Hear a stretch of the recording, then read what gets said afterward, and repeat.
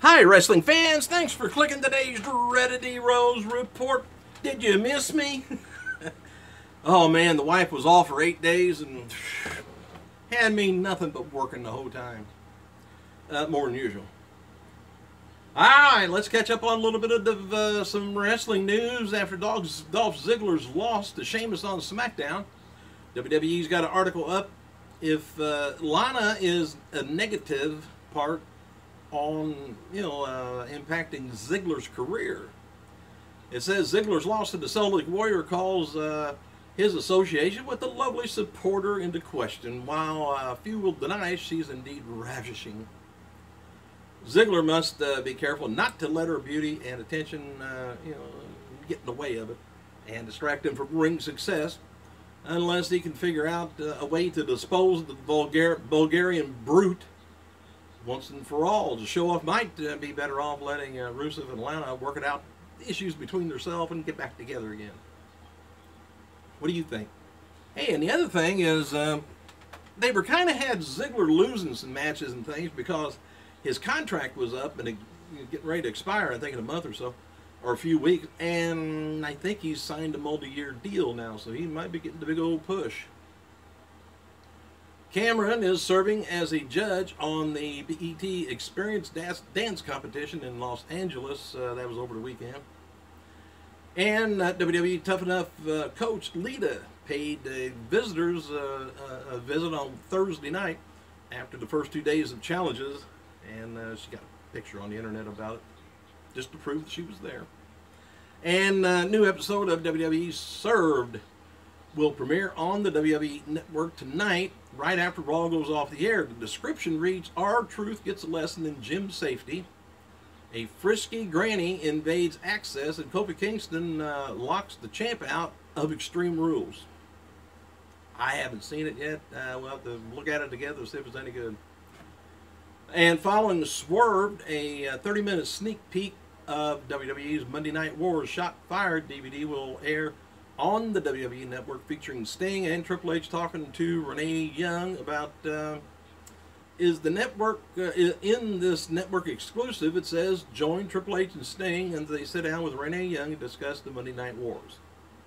I guess maybe Sting's talking about it, looking at it from the other side, towards WWE. And a new episode of Unfiltered with Renee Young, they're keeping her busy, aren't they? Premieres on the network on Wednesday, July 1st, 4 p.m. She's going to be interviewing 2015 Hall of Famer Arnold Schwarzenegger. Says Renee's back. Join Unfiltered host for an exclusive interview with Arnold Schwarzenegger and the Terminator cast, Genesis. Matt Morgan, remember him? He was in WWE, I tell you, at least 10, 15 minutes. Talks about why he is coming out of retirement to face Bryan at TNA's Slammiversary, which is already over. I haven't watched it yet. I'm going to have to check it out. Anyway, TNA will tape more episodes of Impact. I think it was last night in Orlando. And I'll let you know what more happens after that. We'll always get spoilers. Also noted today, Fly in here. Max is getting upset at the Fly, bugging him. Get him. Get him. As noted earlier, Brian Fritz of SportingNews.com that says that James Storm is finishing up with TNA after yesterday's Slammiversary pay-per-view, and as his opponent Magnus. Storm tweeted the following this week, but later told a fan that he was just thanking his supporters and celebrating the anniversary of his first match. Also, there was a photo of Storm and several TNA talent. Kind of looks like what they're giving him as a farewell, man, after the other night's taping. Brian Fritz also of Sporting News reported on Twitter that James Storm's leaving TNA. Storm reportedly asked for his release and will be gone, after the Slammiversary. Also noted that Magnus is also scheduled to leave TNA after Slammiversary also.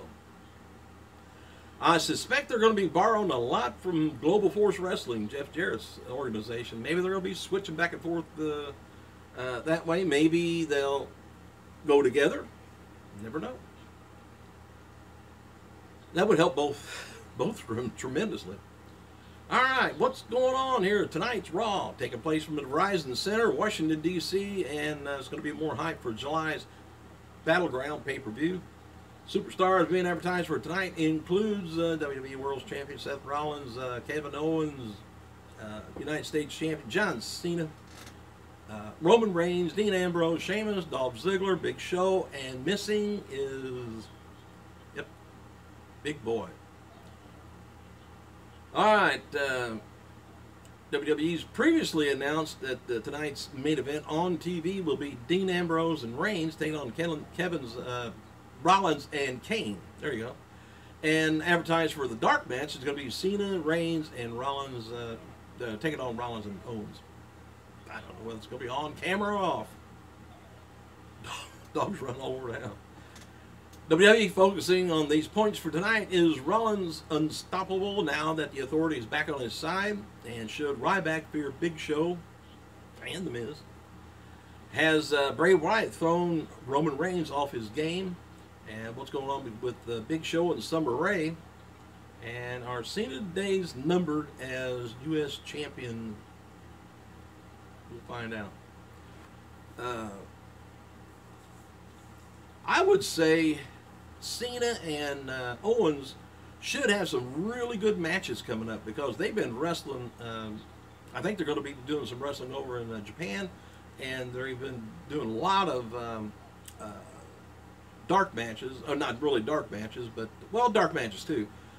You know, non-taped, non-live event matches all over the United States. So they ought to have a really good match coming up fairly soon.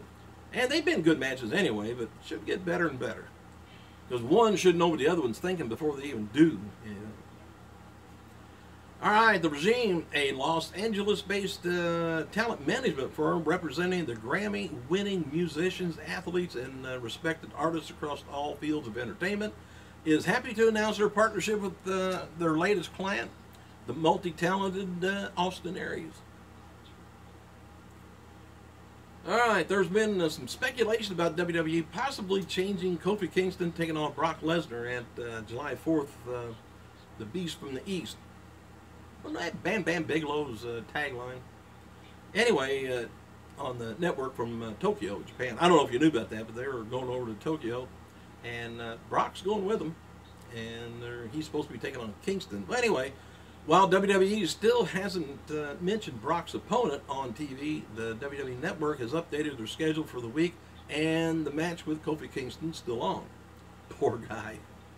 They may be bringing him back looking like a pancake. Anyway, that match and Finn Balor taking on NXT champion Kevin Owens still being billed as main events. So they got Balor in on instead of Cena on a lot of those. Anyway, the event. Now remember, if you want to see it live, be up at 5:30 Eastern Standard Time on July 4th. And it's scheduled to run for 2 hours. And there's going to be replays at 2 p.m., 8 p.m., 11 p.m. And it's going to be available in the vault, by the way, if you got the network. All right. WWE currently has 7 matches. I don't know what that is. Toll-free call. Oh, I'm getting a toll-free call. Call from Advertisement. Toll-free call. Anyway, WWE currently has 7 matches scheduled, so it's possibly that everything that doesn't air on the 2-hour broadcast. Joey Styles recently said on Twitter that the event's going to be airing in its entirety on the network. Has just 2 hours scheduled for the show, but could go longer. But anyway, we're looking at Finn Balor taking on Kevin Owens, NXT champion. Kofi Kingston taking on Brock Lesnar. Neville, which should be a good match, taking on Chris Jericho. John Cena and Ziggler taking on Barrett and Kane. And Paige taking on Naomi and Nikki Bella. Three-way match. Cesaro and taking on Diego. They don't know what to do with poor Cesaro. They don't know what to do with him now since he's by himself. And Lucha Dragons taking on New Day. So, well, I guess Cena's not going over that way. That's why. Yeah, it is. John Cena and Ziggler taking on Kane and Bear. That's right. They would rather tag him up, I guess, than take on Owens. All right, TNA World Heavyweight Champion Kurt Angle was backstage last night, the other night, Slammiversary, watching the show with his kids. And there was feeling backstage at TNA that the buzz of the company has received the past week or so better than the buzz they received in the past year, and that they're just happy with that, regardless of what happens to Jeff Jarrett and Global Force Wrestling. They like it the way it is. Now, I think Kurt Angle's going to be gone for a while. He's got some sort of a cyst or something on his neck. He's going to have to be out of action for a while.